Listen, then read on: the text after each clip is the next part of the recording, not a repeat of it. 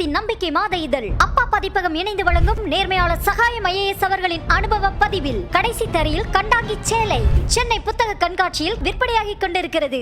ஈரோடு கிழக்கு தொகுதிக்கு பிப்ரவரி 5ஆம் தேதி இடைத்தேர்தல் நடைபெறும் என்று அறிவிக்கப்பட்டிருக்கும் நிலையில் அத்தொகுதியில் தேர்தல் நடத்தை விதிமுறைகளும் அமலுக்கு வந்திருக்கின்றன.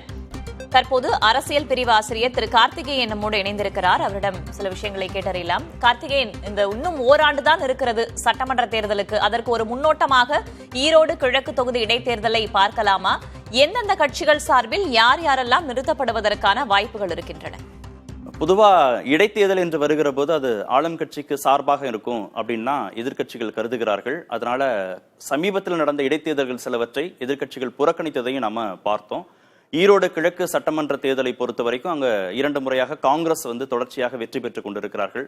அந்த அடிப்படையில் தற்போது காங்கிரஸ் வேட்பாளருக்கே முக்கியத்துவம் என்ற அடிப்படையில் தான் திரு செல்வ பெருந்தகை வேட்பாளர் விரைவில் அறிவிக்கப்படுவார் காங்கிரஸ் வேட்பாளர் அப்படின்னு சொன்னதை நம்ம பார்த்தோம்.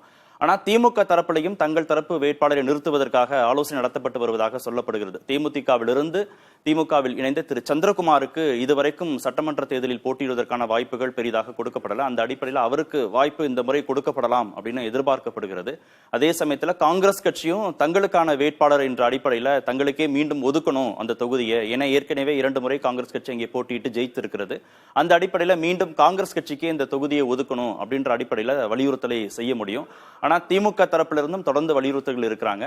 அதிமுக தரப்புல பெரிதும் ஆர்வம் இல்லை அப்படின்னு எதிர்பார்க்கப்படுகிறது. ஏன்னா கடந்த அவங்க விக்கிரவாண்டி இடைத்தேர்தலையும் புறக்கணித்திருந்தார்கள். அந்த அடிப்படையில் தற்போது ஈரோடு கிழக்கு சட்டமன்ற இடைத்தேர்தலையும் புறக்கணிக்க வாய்ப்பு இருப்பதாக சொல்லப்படுகிறது. பாஜக தரப்புல ஏற்கனவே அங்க பாமகவுடைய தலைவர் திருமிகு அன்புமணியுடைய மனைவியை விக்கிரவாண்டி இடைத்தேர்தலை நிறுத்தியிருந்தாங்க. அந்த அடிப்படையில் தற்போதும் அவங்க நிறுத்துவதற்கான வாய்ப்புகள் இருக்கு. மூத்த பத்திரிகையாளர் திரு பிரியன் இணைந்திருக்கார். சார் வணக்கம். வணக்கம், சொல்லுங்க. பாஜக தரப்புல வேட்பாளர் யோசிக்கிறாங்க, திமுக தரப்புல வேட்பாளர் யோசிக்கிறாங்க, காங்கிரஸ் தரப்புல செல்வ பெருந்தகை உறுதியாக தங்கள் தரப்பு வேட்பாளர்னு சொல்றாரு. எத்தனை மணி போட்டியாக ஈரோடு கிழக்கு சட்டமன்ற இடைத்தேர்தல் இருக்க வாய்ப்பு இருக்குன்னு கருதுறீங்க சார்? முதல்ல இதுல இருந்து பார்க்கலாம். சீமான் தனியா போட்டி போடுவார். அதுல எந்த விதமான மாறுதலும் இருக்காது. அவர் தனி அணியா இருப்பாரு. அவர் தனியா போட்டி போடுவார். அடுத்தது பாத்தீங்கன்னா உங்களுக்கு தமாக, அடுத்தது பாத்தீங்கன்னா காங்கிரஸ் திமுக கூட்டணி. காங்கிரஸ் திமுக கூட்டணியில ஏற்கனவே 21 எலெக்ஷன்லையும் சரி, அதுக்கு பின்னாடி நடந்த பை எலெக்ஷன்லும் சரி, காங்கிரஸ் கேண்டிடேட் தான். EVK இளங்கோவன், அவருடைய பையன், அவருடைய EVK இளங்கோவன் 2 பேரும் தான் போட்டி போட்டாங்க. இந்த வாட்டி மாவட்ட காங்கிரஸ் கமிட்டி காங்கிரஸ் வேட்பாளராக போட்டி போடணும்னு தீர்மானம் நிறைவேற்றி அமைச்சிருக்காங்க மேல. ஸோ இந்த சூழல்ல அடுத்தது பாத்தீங்கன்னா திமுக காங்கிரஸ் அணியில காங்கிரஸுக்கான வாய்ப்பை தான் அவங்க கொடுப்பாங்களே தவிர, இது மிச்சம் இருக்க இப்ப சட்டசபை காலம் 1.25 வருஷம் தான் இருக்கு. இது திமுக உறுப்பினர்கள் போடுவதற்கான வாய்ப்புகள் ரொம்ப குறைவு. அதனால காங்கிரஸ் உறுப்பினர் தான் திமுக கூட்டணி சார்பாக நிற்பதற்கான வாய்ப்புகள் அதிகமா இருக்கு. திமுக கேண்டிடேட்டை போடுறதுக்கான வாய்ப்பு கிடையாது. எல்லா விதமான விஷயங்களையும் திமுக தான் செய்வாங்கன்றதுல அதுல எந்த விதமான சந்தேகமும் கிடையாது. தேமுதிகவிலிருந்து போய் ஒரு பெரிய குழப்பம் காத்துட்டு இருக்கு. ஏன்னா தேமுதிகவிலிருந்து போய் திமுகவில் இணைந்த திரு சந்திரகுமாரும் வாய்ப்பு கேட்கிறாரு. அவருக்கு இந்த முறை கொடுக்கப்படலாம் என்ற எதிர்பார்ப்பும் நிலவுகிறது திமுக வட்டாரத்துல. இல்லைங்க, இது திமுக கூட்டணி சம்பந்தப்பட்ட விஷயம். ஏற்கனவே திருமாவளவன், ஏற்கனவே CPIM எல்லாரும் ஒரு மாதிரி இருக்காங்க. ஒரு மாதிரி கொஞ்சம் அரசல் புரசலா இருக்கு விஷயங்கள்லாம். இந்த சமயத்துல காங்கிரஸோட சீட் எடுத்துட்டு திமுக நின்னாங்கன்னா காங்கிரஸ் என்ன நினைப்பாங்க? காங்கிரஸ் ஃபீல் பண்ணுவாங்க இல்லையா? அதனால அதுக்கான வாய்ப்புகள் ரொம்ப குறைவு. இது கூட்டணி உறவு சம்பந்தப்பட்ட ஒரு விஷயமா இருக்குது. ஆக்சுவலா தேர்தல் இருக்கிறதுல அந்த மாதிரியான உரசலை திமுக விரும்ப மாட்டாங்க. அதனால இப்பதான் ஒரு வழியா திருமாவளவனுடைய அந்த பிரச்சனை தீர்ந்திருக்கு. இப்ப CPIM ஆரம்பிச்சிருக்காங்க. சோ அதனால கூட்டணியை கட்டுக்கோப்பா கொண்டு போறது திமுகவுடைய பொறுப்பா இருக்கு. அதிமுக தான் இப்ப குழப்பத்துல இருக்கு. ஆக்சுவலா அவங்களுக்கு ஈரோடுன்றது அவங்களோட ஏரியா. அது ஆக்சுவலா அதிமுகவுக்கு செல்வாக்கான ஏரியா. ஆனா போன எலெக்ஷன்ல போட்டி போட்டு தோத்து போயிட்டாங்க. 21 எலெக்ஷன்ல அதிமுக குழப்பத்துல இருக்கிறாங்கன்னா சின்னம் தொடர்பான பிரச்சனையே சட்டமன்ற தேர்தலுக்கு 1 வருடத்திற்கு முன்பாக மீண்டும் கிளப்ப வேண்டாம்னு EPS நினைக்கிறதுனால அந்த குழப்பத்துல இருக்காரா தெரியல. இன்னைக்கு நடக்கிற இன்கம் டாக்ஸ் சோதனை எல்லாம் பார்க்கும்போது EPSக்கு ரொம்ப பிரஷர் ரொம்ப ஜாஸ்தியா இருக்கும்னு நினைக்கிறேன். சின்னம் ஒரு பக்கம் முடக்கப்படுமா? ஈரோடு கிழக்கிலேயே அந்த வழக்கு போட்ட சூரியமூர்த்தி தேர்தல் அனௌன்ஸ் பண்ண உடனே நாளைக்கு டெல்லியில தேர்தல் கமிஷன்ல போயிட்டு யாருக்கும் கொடுக்க கூடாது, நான் ஏற்கனவே முடக்க சொல்லியிருக்கேன்னு சொல்றதுக்கான வாய்ப்பு இருக்கு. சோ தேர்தல் கமிஷன் என்ன மாதிரியான முடிவு எடுப்பாங்கன்னு சொல்ல முடியாது. அதனாலதான் அவங்க குழப்பத்துல இருக்காங்க. அந்த சின்னம் கிடைக்குமா இல்லையான்னு தெரியல ஆக்சுவலா. ஆனா அவங்க போட்டி போடாத இருந்தாங்கன்னா அதுவே அவங்களுடைய பலவீனத்தை காமிக்கிற ஒரு விஷயமா இருக்கும். விக்கிரவாண்டி அவங்க ஏரியா கிடையாது, போட்டி போடல. அதே சமயம் கடந்த முறை மாதிரி இந்த முறை கிடைக்க வாய்ப்பு இல்லையா? சின்னம் வந்து கடந்த ஈரோடு கிழக்கு சட்டமன்ற இடைத்தேர்தலில் கிடைச்சது. நான் சொல்றதுக்கு முன்னாடி நீங்க குறுக்க வந்தீங்கன்னா எப்படி சார் பேசுறது? இல்ல விக்கிரவாண்டியிலே அவங்க போட்டி போட்டுக்கணும் சார். அவங்க விக்கிரவாண்டி சிவி சண்முகத்தோட ஸ்ட்ராங் ஏரியா, அங்கேயே அவங்க போட்டி போடல.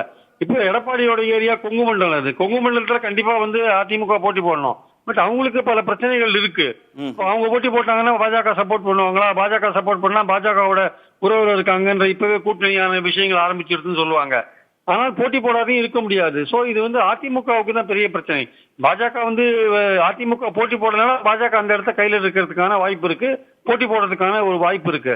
மற்றபடி வந்து இது பாமகவோ அல்லது தேமுதிகவோ அங்க போட்டி போடுறதுக்கான வாய்ப்புகள் ரொம்ப குறைவு. போட்டி போட்டாலும் வெற்றி பெறதுக்கான வாய்ப்புகள் குறைவு. சோ சேலஞ்ச் வந்து இப்போ அதிமுகவுக்கு தான் இருக்கு. போட்டி போடணுமா வேண்டாமா? ஒண்ணு சின்னம், ரெண்டாவது வந்து நம்ம வெற்றி பெறுவோமா? இடைத்தேர்தல்லாம் உங்களுக்கு என்ன மாதிரி விஷயங்கள் நடக்கும் தெரியும். இல்ல நம்ம இந்த இடத்துல தோத்துட்டா வந்து வரப்போற எலெக்ஷன்ஸ்ல என்னடா இடைத்தேர்தலில் தோத்துட்டாங்கன்ற ஒரு எண்ணம் வரும்போது பப்ளிக் பர்செப்ஷன்ல வந்து பலவீனமா இருக்கு கட்சின்ற ஒரு எண்ணம் வரும் இல்லையா? அதனால அதிமுகவுக்கு ஒரு சங்கடமான ஒரு பீரியடா இருக்க, ஒரு சேலஞ்சிங்கா இருக்கும் ஆக்சுவலா. ஓகே, விக்கிரவாண்டி இடைத்தேர்தலை புறக்கணிச்ச மாதிரியே ஒரு நிலைப்பாடு எடுக்கிற போது மீண்டும் அதிமுக மீதான விமர்சனங்கள் அதிகரிக்க தானே வாய்ப்பு இருக்கு. கண்டிப்பா அது ஒரு பக்கம் புறக்கணிச்சாலும் பலவீனமா சொல்லுவாங்க, போட்டி போட்டு தோத்தாலும் பலவீனம் சொல்லுவாங்க. போட்டி போடாத இருந்தா வந்து அதுலயும் வந்து அவங்களுக்கு அந்த சின்னம் போன்ற பிரச்சனை விஸ்வரூபம் எடுக்குமோன்னு ஒரு சந்தேகம் இருக்கு. அதான் முதல்லயே சொன்ன மாதிரி அதிமுகவுக்கு ஒரு சிக்கலான விஷயம் நான் சொன்னேன். அதனாலதான். ஓகே, தேசிய ஜனநாயக கூட்டணியிலிருந்து ஒரு வேட்பாளர் நிறுத்தப்படுவதற்கான சாத்தியக்கூறுகள் தெரியுதா? அப்போ தேசிய ஜனநாயக கூட்டணின்றது மைனஸ் அதிமுக தான் நீங்க சொல்றீங்கன்னு நினைக்கிறேன். அப்பதான் அப்படி பாத்தீங்கன்னா பாஜக பாமக அந்த ரெண்டு தான் இப்போ தேசிய ஜனநாயக கூட்டணியில இங்க தமிழ்நாட்டுல இருக்கு. அதுல வந்து யாரு பாமக நிக்கிறதுக்கான வாய்ப்பு இல்ல. அப்போ பாஜக தான் ஆல் ப்ராபபிலிட்டி அதுக்கு ஒரு வாய்ப்பு இருக்குன்னு சொல்லலாம். ஆனா அவங்க நின்னாலும் மறுபடியும் அவங்க தோக்கிறதுக்கான ஜெயிக்கிறதுக்கான வாய்ப்புகள் ரொம்ப ரொம்ப குறைவுன்றது என்னுடைய கருத்து. ஓகே, நாளை நடைபெறக்கூடிய கூட்டத்துல கமலாலயத்துல இது குறித்து முடிவெடுப்பார்கள் பாஜக தரப்புலன்னு செய்தியாளர் சொல்றாரு. நம்ம பொறுத்திருந்து பார்க்கலாம். அப்போ நீங்க சொல்வதை வைத்து பார்க்கிற போது திரு சீமான் பாஜக தரப்புல ஒரு வேட்பாளர், திமுக தரப்புல ஒரு வேட்பாளர்னு ஈரோடு கிழக்கு சட்டமன்ற இடைத்தேர்தல் ஒரு மும்முனை போட்டியாக இருப்பதற்கான வாய்ப்புகள் தெரிகிறது. நன்றி திரு பிரியன், இணைப்பில் வந்து உங்களுடைய கருத்துக்களை பதிவு செய்ததுக்கு. தேசத்தின் நம்பிக்கை மாத இதழ் அப்பா பதிப்பகம் இணைந்து வழங்கும் நேர்மையாளர் சகாயம் IAS அவர்களின் அனுபவ பதிவில் கடைசி தரையில் கண்டாங்கி சேலை சென்னை புத்தக கண்காட்சியில் விற்பனையாகிக் கொண்டிருக்கிறது.